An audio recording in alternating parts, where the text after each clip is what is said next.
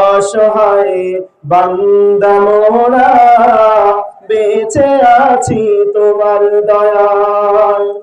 জীবন ধারণ করার তরে রিজিক দিলে দুনিয়া ভরে।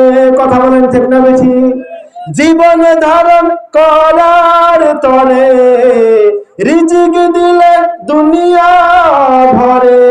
ফুলে ফলে সাজিয়ে দিলে শস্য শ্যামল সুশোভায়। শুকরিয়া জানাই তোমায়, শুকরিয়া জানাই আল্লাহ, শুকরিয়া জানাই তোমায়।